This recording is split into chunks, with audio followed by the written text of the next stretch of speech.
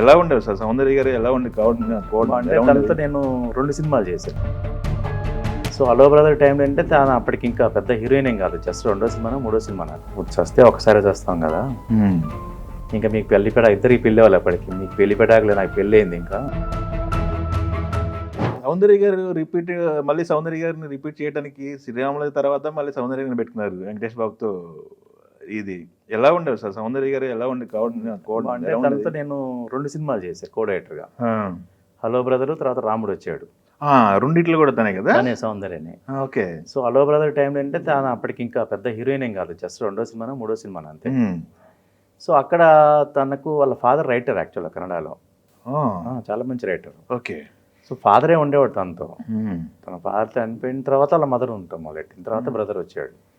So ఫాదరే చూసేవాడు, ఆయన స్క్రిప్ట్లు ఇవన్నీ విని కథ క్యారెక్టర్ విని చూసేవాడు.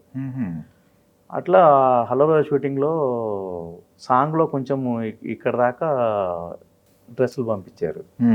ఆ అమ్మాయి వేసుకోవటం ఇష్టం లేదు, ఏడ్చుకుంటూ కూర్చుని వాళ్ళ ఫాదరు, నేను కో డైరెక్టర్ కదా ఇట్లా ఉంది ఏం చేద్దాం.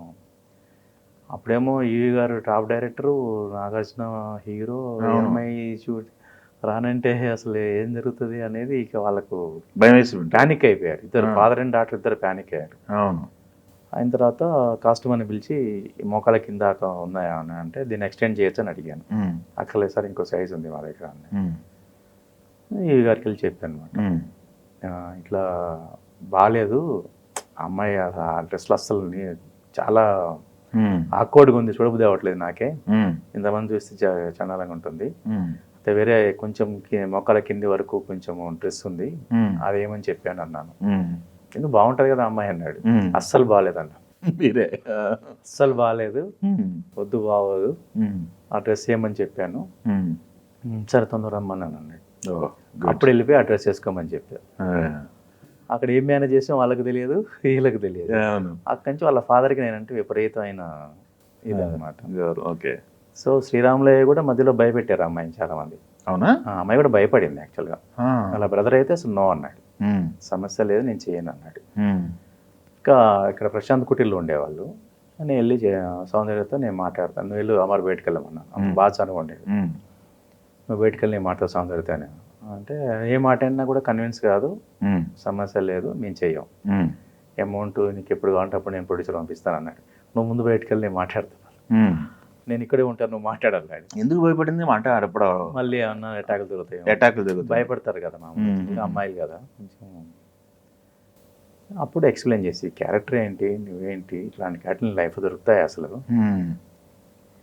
ఇట్లాంటి క్యారెక్టర్ వచ్చినప్పుడు నీ సెక్యూరిటీ అని మేము చూసుకుంటాం, ప్రాబ్లం లేదు, ఇప్పుడు చస్తే ఒకసారి చేస్తాం కదా, ఇది నువ్వు ఒప్పుకొని వెనకెళ్ళిపోయావు అనుకో చాలా బాగుంటుంది, పార్టీకి మంచిది కాదు నీకు మంచిది కాదు అని అమ్మాయిని క్యారెక్టర్ ఇవన్నీ బాగా ఎక్స్ప్లెయిన్ చేసి మోటివేట్, ఒరిజినల్గా ఆ మదర్ ఎలా ఉండేది, ఆ మదర్ పెయిన్ ఎలా ఉండేది ఇవన్నీ కూడా చెప్పిన తర్వాత అమ్మాయి కన్నీళ్ళు వచ్చినాయి. చేద్దాం రా అంది. అందుకనే తను రావద్దన్నా, నేను వచ్చి కన్విన్స్ చేశాడు. ఇప్పుడు నువ్వు ఎట్లా రెస్పాన్సిబిలిటీ తీసుకుంటావు అన్నాడు. నీకెందుకు నేను చూసుకుంటా అందులే, అంత చదువు నేను చూసుకుంటా అందులే, మా ప్రాణాలు కాదా, ఇంకా మీకు ఇద్దరికి పెళ్ళి వాళ్ళు అప్పటికి, మీకు పెళ్లిపెట్టాకలే నాకు పెళ్ళి అయింది, ఇంకా నాకు ఉండదా, సినిమా చూసుకోవాలి అంటే వాళ్ళకి మధ్య ఏదో ఒక ఉంది జరిగింది, ప్రతిసారి ఏం జరుగుతుంది అక్కడ, ఆయన షూటింగ్ అంతా ఇక్కడ చేస్తున్నాం కదా అదేం ప్రాబ్లం లేదని చెప్పాం. యాక్చువల్లీ ఇక్కడే అనుకున్నాం షూటింగ్ అంతా. అట్లా సెట్ అయిన తర్వాత ఒక 5 రోజులు చేసిన తర్వాత సమస్య లేదు అనంతపురం చేయాలని డిసైడ్ చేసుకున్నాం. అనంతపూర్లో చేసి ముందు ఇక్కడ షెడ్యూల్ చేసి ఆ తర్వాత అందరికి చెప్పాం అనంతపూర్లో. అది మరి ఆర్టిస్ట్ అంతా ఎక్కడ పెట్టారు వాళ్ళని తీసుకెళ్ళిపోయి?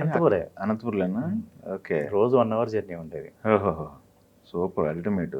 తర్వాత మళ్ళీ కట్ చేస్తే విదేశాలు జయమానదర, అది మొత్తం మామూలు ట్రాక్ కదా అది. అవును, చాలా బాగుంటుంది, అల్టిమేట్ ట్రాక్. చాలా మంచి యాక్టర్స్ అమ్మాయి, చాలా వెల్ బిహేవియర్ అనమాట, చాలా ప్రొఫెషనల్. అంటే వాళ్ళ ఫాదర్ వల్ల, వాళ్ళ ఫాదర్ సినిమా నుంచి వచ్చాడు కాబట్టి ఆ ఫాదర్ వల్ల డిసిప్లిన్ కానీ తన క్యారెక్టర్ని బిల్డ్ చేసుకోవటం, ప్రొటెక్ట్ చేసుకోవటం ఇవన్నీ కూడా అమ్మాయికి బాగా తెలుసు.